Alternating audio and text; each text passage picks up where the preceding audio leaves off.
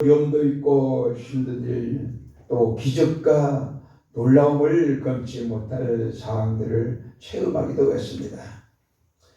오늘 본문의 말씀은 불뱀에게 물린 그 위기에서 벗어나는 아름다운 모습을 하나님께서 모세를 통해서 보여주셨습니다. 위기는 준비하지 않는 자에게는 고난으로 다가오고 준비된 사람에게는 좋은 기회로 다가온다고 했습니다. 영국의 유명한 수장이었던 처칠은 낙관주의자는 위기 속에서 기회를 보고 좋아하지만 비관주의자는 기회 속에서 위기를 보고 슬퍼한다라고 했습니다. 위기란 한문으로 보면 두 가지 뜻이 있습니다. 위험할 위와 기의 기로 나누어집니다. 다시 말하면 위험한 위와 기의 기로 위험이 있으면 또한 기회가 있다라는 이야기입니다. 위기가 닥치면 사람들은 합리적으로 생각을 하지 않게 된다라고 릴리 맥머터리 시나리오 작가는 그렇게 말했습니다. 그리고 그는 감당하기 어려운 위기를 당하면 사람들은 자신의 경험과 성격과 형편에 따라 제각각의 반응을 보인다. 제각각의 반응. 이 말은 인간적인 반응을 보인다는 이야기입니다. 그리고 우리 그리스도인들은 믿음 안에서 신앙적으로 살기 때문에 위기가 올 때 신앙적인 반응, 믿음의 반응을 보여야 합니다. 위기 앞에서 우는 것은 삼류인생이고 위기를 참는 건 이류인생이고 위기 때 웃는 사람은 인류인생이다 라는 말을 셰익스피어가 했습니다. 유명한 나폴레옹은 지도자란 희망을 바라는 상인이다 라고 말했습니다. 어떤 위기 앞에서도 희망을 가져야 한다라고 강조했습니다. 그래서 그의 목회하는 주의종들은 항상 신도들에게 희망을 주기 위해서 애를 씁니다. 어렵고 힘들지만 그 가운데서 믿으면 새로운 삶을 영위할 수 있다고 하는 소망. 아무리 이 땅에 절망적이고 또 슬픈 인생의 삶을 살지만은 이 땅의 삶이 전부가 아니라 영원한 하나님의 나라, 천국의 세계가 우리에게 주어진다는 희망을 선포하는 것이 말씀의 중요한 메시지이기도 합니다. 우리 성도들은 어려운 위기를 만난 모세와 이스라엘 백성들이 위기를 극복해 나가는 과정을 보고 본문의 말씀을 통해서 큰 영적인 교훈을 받아야 하겠습니다. 우리나라 신학계의 거장이라고 말할 수 있는 지금은 돌아가셨습니다만 김정준 박사님이라는 계십니다. 이분이 쓴 책이 있는데 삶에 이르는 병이란 책이 있습니다. 그 책에 보면 가장 중요하게 강조한 말이 우리 따라 하시겠습니다. 원망은 독약이다. 참 의미 있는 말을 했습니다. 이 김정준 박사님이 결핵에 걸려서 병원에 입원을 했습니다.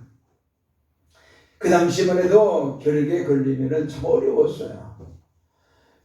그때만 해도 결핵에 걸리는 사람이 왜 그렇게 많은지 몰라요. 제가 어릴 때 고향 우리 교회 바로 윗집에 남자분 남편이 결핵에 걸려서 세상을 떠났어요. 근데 그 부인이 교회에 찾아왔어요. 찾아와가지고 이런 얘기합니다.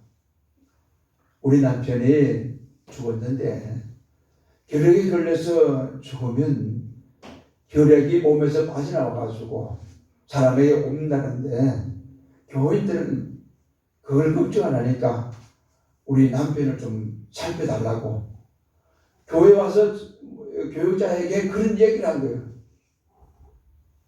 그 교인들이 다 불러가가지고 예배를 드려주고 그랬어요. 교회도 안 나오는 분인데.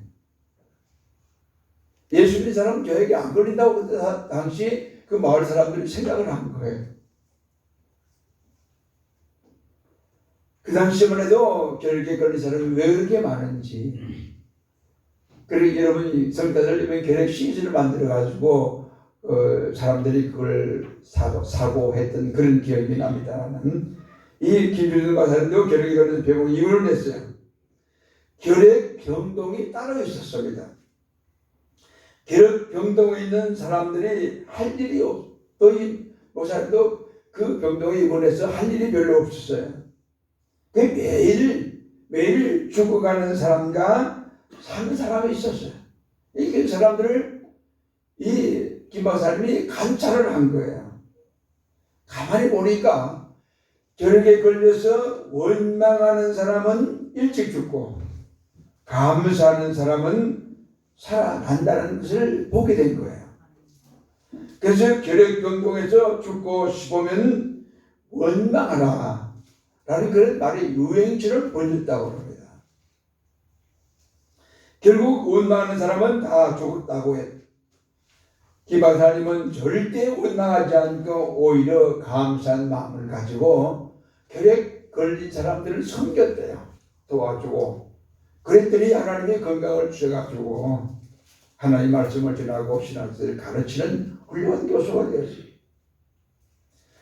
사람들이 자꾸 원망하고 불평하면 일찍 죽는다는 거예요. 이 김 박사님은 원망하지 말라.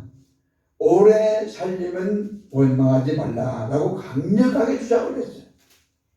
절망감에 빠진 사람, 건재기가 오래 계속되는 사람은 그렇지 않은 사람보다 고혈압, 당뇨, 성인병에 걸릴 확률이 3배가 더 높다라는 말을 했어요. 한마디로 빨리 죽고 싶거든 그 사람은 원망하고 불평하며 살아라 라는 이야기예요. 고혈압과 당뇨에 걸려서 허덕거리는 인생을 살고 싶은 사람은 불평하고 원망하라고 써놨어요.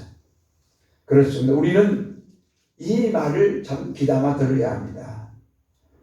빨리 죽고 싶은 사람은 원망하며 불평하라는 거예요.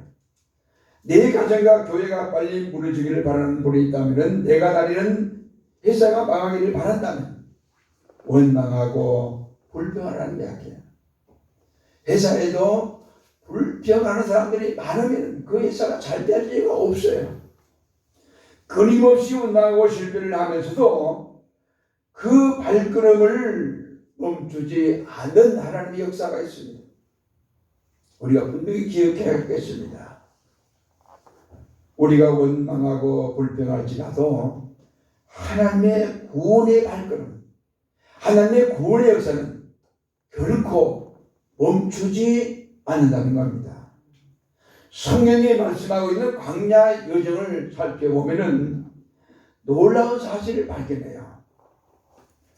이스라엘 백성들이 광야에서 끊임없이 원망을 했어요.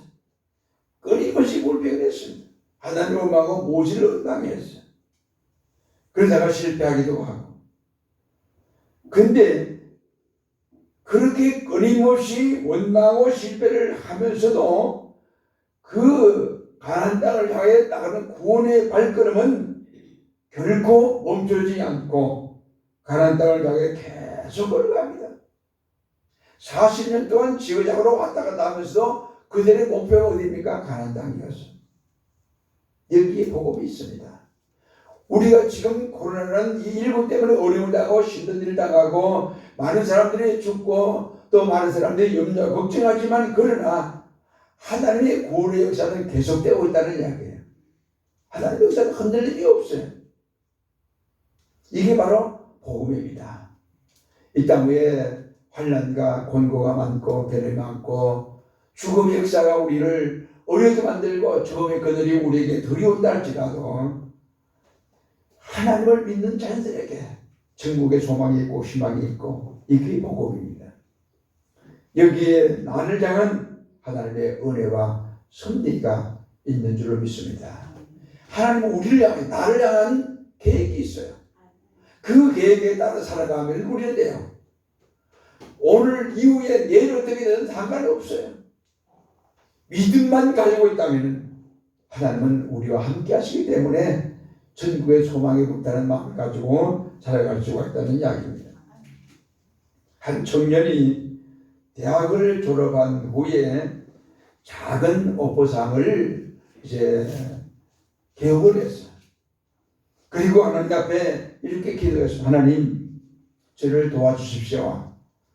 하나님만 저를 도와주시면 저는 나름대로 이 사업에 성공할 수 있고 하나님을 기쁘게 드릴 수가 있습니다. 라고 간절히 기도했어요. 기도하고 이 사업을 시작했는데 어떤 회사에서 기계를 납품해 달라고 요청이 왔어요. 기계를 납품을 했어요. 근데 3일 동안 그 기계를 쓰더니 반품을 받아달라고 요청을 한 거예요. 여러분, 기계를 만들어서 반품을 하면은 그게 쓸모가 없어 버려요. 큰 손해가 옵니다. 화가 났어요. 그래도 환난과 시험에 닥쳐도 참고 감사하라는 그 말씀에 교훈을 받고 이 청년은 참았어요. 그리고 기꺼이 흔쾌히 반품 요구를 받았어요.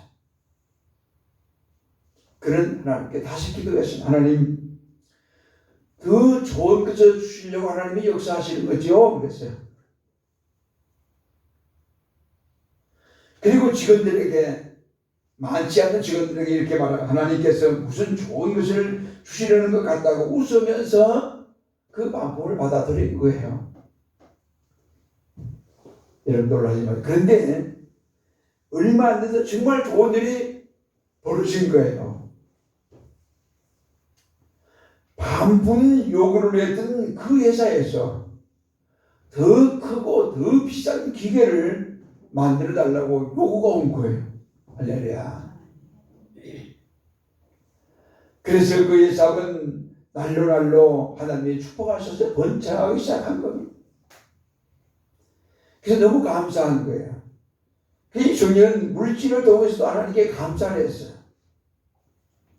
기계 주문이 들어오면은 먼저 뭘 했느냐? 이 기계를 납품을 하면은 이익금이 얼마나 남느냐 계산한 거예요. 이익금을 계산해서 이익금에 대한 11조를 미리 납품하기 있어서 물건을 만들어 주기도 전에, 돈을 받기도 전에 이익금의 11조를 미리 선물해서 하나님께 드린 거예요. 그랬더니 하나님께서 지켜주시고 보호해 주셔서 그 회사에서 발행하는 부도가 나는 일이 없어요. 또한 처음에는 11조를 하나님 앞에 50만 원 드렸어요. 근데 하나님께 축복해 주셔서 얼마 가서 100만 원을 드린 거예요. 그리고 150만 원 드린 거예요. 나중에는 200만 원 넘는 11조를 하나님께 드릴 수 있게 되었습니다. 자꾸 11조 올라가는 거예요. 만약 이 청년이 반품이 들어왔다고 해서 원망하고 불평하면서 안 됐다고 거짓을 했다면 그것을 끝났을 거예요.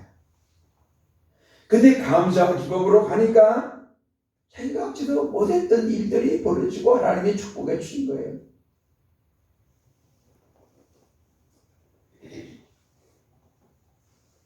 오늘 본문에 우리에게 주신 약속이 있습니다. 따라하시겠습니다. 위기를 해결하여 주신다는 하나님의 약속을 믿으며 살자. 오늘 본문의 말씀은 출애굽한 뒤 이스라엘 백성들이 광야에서 가나안 땅에 들어가기 전에 일어난 불뱀의 사건입니다. 이스라엘 백성들이 가나안 땅을 지름길로 가려고 하는데 에돔이라고 하는 나라가 길을 빌려주지 않습니다. 가나안 땅으로 가려면 에돔 나라를 걸쳐서 가야 돼요. 지나서 가야 됩니다. 좀 길을 빌려달라고 그랬어요. 길값을 내겠다고 그랬어요. 물을 마신 물값도 내겠다고 그랬어요. 근데 에돔왕이 안 된다고 그랬어요. 할 수 없이 지름길을 놔두고 돌아가게 된 거예요. 얼마나 힘들어요, 광야 생활. 가나안 땅 바로 앞에서 들어가지 못하고 다시 한번 먼 길을 돌아가게 되자 마음이 상한 겁니다. 마음이 상한 이스라엘 백성들이 하나님과 인도자 모세를 향하여 광야에서 죽게 되었다고 원망하고 불평합니다. 원망의 소리를 들으신 하나님께서 백성들을 벌하기 위해서 불뱀을 보냅니다. 많은 사람이 물려서 죽습니다. 불뱀이 물려 죽자 백성들이 회개하면서 모세에게 와서 하나님 앞에 기도해서 이 문제를 해결해 달라고 부탁을 했습니다. 백성의 회개와 모세가 하나님께 기도하는 기도를 들으시고 하나님께서 불뱀을 노수로 만들어서 그 모양을 만들어서 장대에 매달아 뱀을 벌면 내가 살려주겠다. 하나님이 모세에게 말씀하신 거예요. 그래서 모세가 노뱀을 만들어서 장대 위에 매달아 놓았습니다. 그리고 백성들 향해서 불뱀에게 물린 사람 누구든지 이 노뱀을 바라보라고 그랬어요. 그럼 살겠다고 그랬어요. 그랬더니 그 불뱀에 물린 사람들이 노뱀을 바라보고 살아난 거예요. 하나님 살려준 거예요. 근데 하나님께서 그 노뱀을 바라보지 않은 사람들은 죽도록 내버려 두었어요. 얼마나 미련한지 이것만 보면 살다 그래요. 노뱀의 장대에 따른 이거 보면 산다. 그런데도 얼마나 이스라엘 백성들이 목이 없고 교만하고 그리고 불쌍한 백성인지 그걸 안 보는 거 안 쳐다보는 거예요. 보기만 하면 산다고 그랬는데 그리고 보기만 한 사람들은 살아났어요. 그러면서도 불구하고 안 본 겁니다. 불뱀에게 몰린 자들이 노뱀을 바라보면 사는 것처럼 오늘 우리들은 인류를 구원하기 위해 오신 땅에 오신 십자가에 달리신 예수 그리스도를 바라보는 살 줄로 믿습니다. 주님을 바라보는 영적인 신앙생활이 필요합니다. 고린도서 10장 13절에 감당할 시험 밖에는 너희가 당할 것이 없나니 하나님이 믿보사 너희가 감당하지 못할 시험 당함을 허락하지 아니하시고 시험 당할 경험에 또한 피할 길을 내사 능히 감당하게 하시느니라. 할렐루야. 야고보 5장 9절에도 형제들아 서로 원망하지 말라. 그리하여 심판을 면하리라. 보나 심판자가 문 밖에 서 계시느니라 그랬습니다. 여러분 우리들도 세상을 살아가다가 이런 그 위기를 당할 때 하나님께서 해결해 주신다는 약속을 믿으며 사시길 바랍니다. 버릴 게 있습니다. 따라서겠습니다. 위기가 닥쳐올 때 두려워하거나 원망하지 말자. 어려우면 나도 모르게 원망이 나와요. 불평이 나와요. 그때 우리는 어려움에 있을 때 원망보다 말씀을 따라 범사에 감사라는 말씀을 따라 감사하시기 바랍니다. 어느 병원에 아기를 가진 임산부가 입원을 했어요. 근데 그 병원은 기독교 병원이었습니다. 그래서 복도에도 병실에도 예수님의 성화 그 사진이 성화 액자가 다 걸려있고 곳곳마다 이 임산부가 그걸 보고 기독교인이 아니었기 때문에 물론 그런지는 모르겠습니다만 반감을 가지게 된 거예요. 화가 난 모습으로 원망하며 불평하면서 간호사를 불렀어요. 내 병실하는데 저 좀 액자를 좀 떼어달라고. 그랬더니 간호사는 이렇게 말합니다. 저는 그 액자를 떼어낼 권한이 없습니다. 라고 얘기를 했어요. 여자는 화가 났어요. 그러면서 우리 남편이 누군지를 아느냐고 원장을 당장 불러라고. 원장이 불려왔어요. 원장이 저 액자를 떼버려달라고 그랬어요. 그러자 그 원장 역시 그 액자를 떼낼 수 없다고 말하면서 우리 병원에서는 그 역자를 떼어낼 사람은 아무도 없습니다 라고 얘기한 거예요. 그러자 이 여자분은 그래요? 그럼 내가 직접 떼지요. 이렇게 말하고 나서 임산부는 무거운 몸으로 의자에 올라가서 그 여자를 떼어버렸어요. 그러면서 이렇게 얘기합니다. 내 아이가 출생하면 절대로 저 사실을 보지 못하게 할 겁니다 라고 큰 소리를 친 거예요.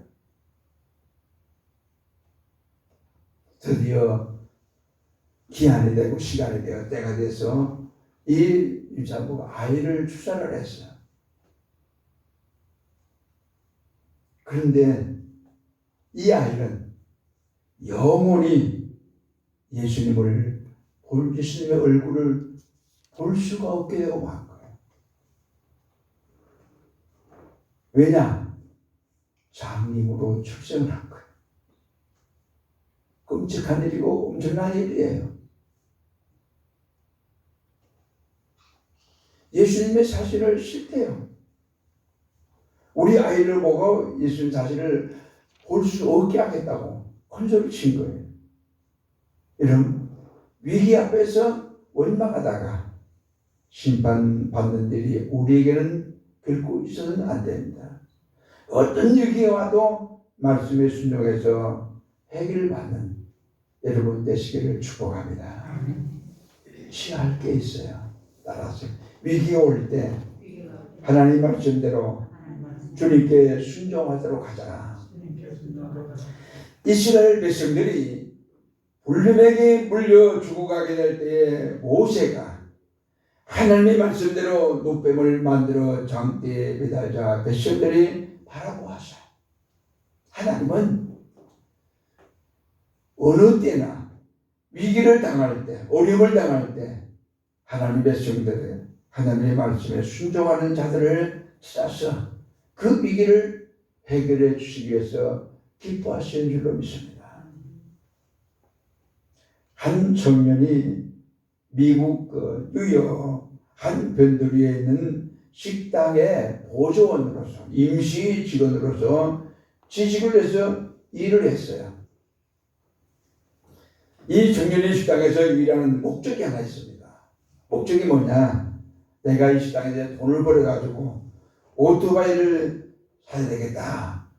오토바이 산다는 목적이 그 식당에 일하게 된 목적이었어요.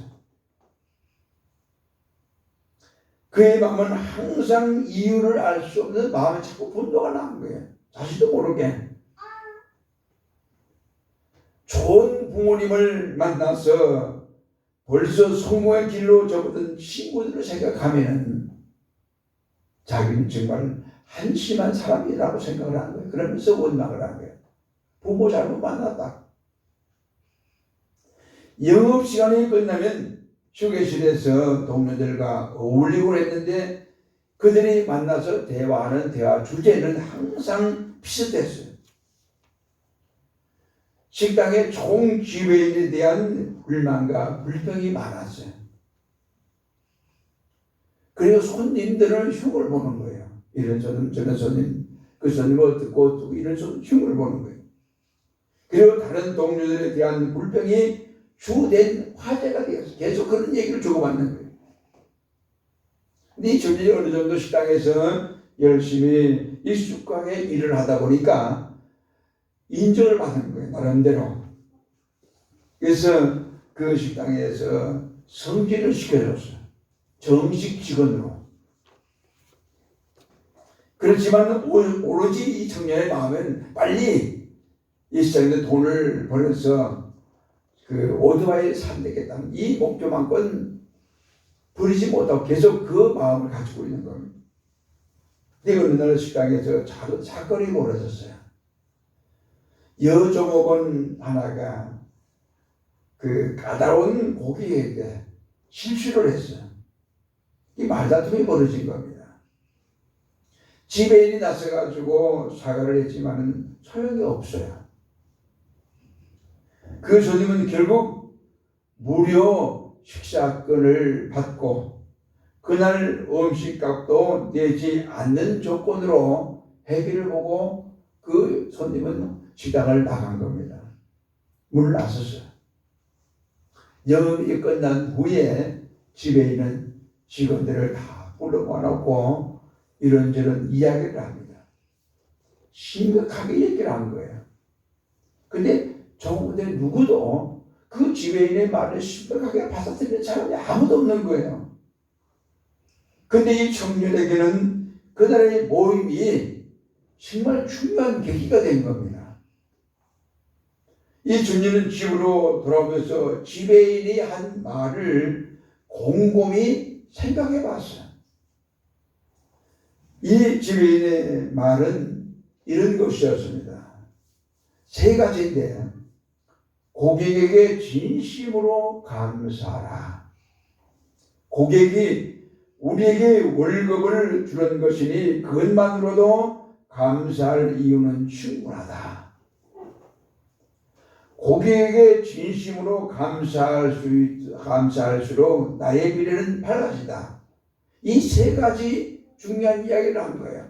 이 청년은 그 세 가지 이야기가 마음속에 딱 박혀버린 거예요. 여러분 회사도 그렇잖아요. 그 회사에 대한 감사한 마음을 가지고 회사가 나에게 월급을 주잖아요. 그리고 감사할수록 힘든 일도 힘들지 않게 일할 수 있고 가볍게 일할 수 있는 마음을 가지게 되고 여건을 가지게 된다는 이야기입니다. 그는 식당 일을 하면서 지배인이 말했던 이 세 가지를 항상 염두에 두고 고객에 감사했어요. 그리고 친절하게 항상 대하는 겁니다. 좀 까다롭게 구는 손님들이 있을 때는 그래서 인내심이 한계의 바닥이 나면은 이 사람은 교회에서 주기도문을 외운 것처럼 고객에 감사라 혼자서 중얼중얼 하는 거예요. 감사라 그러면서 고비를 넘깁니다. 그러면서 그는 자기가 하고 있는 일이 전에는 오토바이 사기 위해 목표를 가지고 있는데 지금은 얼마나 매력이 있고 이게 할 만한 가치가 있는 일인지 알고 그 일에 푹 빠져버리는 거예요. 오토바이를 살 수 있는 돈이 다 모아졌어요. 통장에 가서 모아졌어요. 근데 식당을 그만두지 않았어요. 그러니까 오시는 손님들, 단골 손님도 이 청년을 그렇게 좋아하는 거예요. 그리고 종업원들도 다 좋아하는 거예요. 고등학교를 겨우 졸업을 했어요. 근데 그 회사에서는 야간 대학에 공부할 수 있는 기회를 준 거예요. 일찍 퇴근을 해서 공부하라고 회사에 기회를 준 겁니다. 그리고 대학 공부할 수 있는 그 학자금을 또 다 대준 거예요.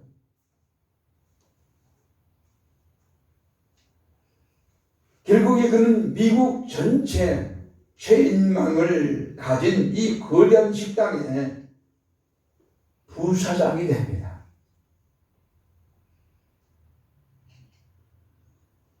오토바이 한 대를 살리는 요양으로 식당에 발을 들어 놓은 그가 이제는 어떤 사람이 되느냐? 이 사람에게 미국 전역을 돌아볼 수 있는 전용 비행기를 줘가지고 전용 비행기를 타고 다니면서 미국 전역을 순회하면서 즐겁게 삶을 살면서 일할 수 있는 그런 사람이 되었다는 이야기예요. 미국은요 얼마나 큰 나라입니까? 비행기를 안 타면 갈 수 없는 그런 곳이 많아요. 우리나라는 제일 먼 서울에서 제주도까지 가도 1시간 정도밖에 안 걸려요. 근데 미국은요 LA라는 로스앤젤레스에서 동부 뉴욕까지 가려면요 6시간 5시간 걸려요. 비행기를 타고. 그만큼 거리가 큰 나라이죠. 감사했더니 원망하지 않고 불평하다가 감사했더니 이런 복을 나는 주십니다. 여러분 원치 않는 어려움과 위기가 우리에게 찾아올 때 하나님 말씀에 순종해서 위기를 해결 받으시기 바랍니다. 그러면 하나님께서 약속하신 대로 위기를 해결해 주십니다. 오늘 우리의 삶 현장이, 우리 가정이, 우리의 직장이나 우리가 일터가 어렵고 힘들 때 우리 성도들이 할 수 있는 거 없어요. 다른 거 없어요. 하나님께 기도하고 하나님 감사합니다. 이것만 해도 얼마나 감사하고 고맙습니다. 그러면 일하면은 하나님은 활력을 넘치게 하고 더 좋은 것, 더 귀한 건 주십니다. 이스라엘 백성들이 모세가 만든 옥병을 믿음으로 바라볼 때 하나님께서 약속하신 대로 그들을 살려주셨습니다. 우리도 삶과 신앙의 위기가 올 때 원망이나 불평하지 말고 하나님 말씀에 순종하고 주님을 바라보면서 사람으로 하나님의 모든 삶 속에서 모든 문제를, 위기를 해결받는 하나님의 자녀가 되시기를 주의 이름으로 축복합니다. 기도하겠습니다.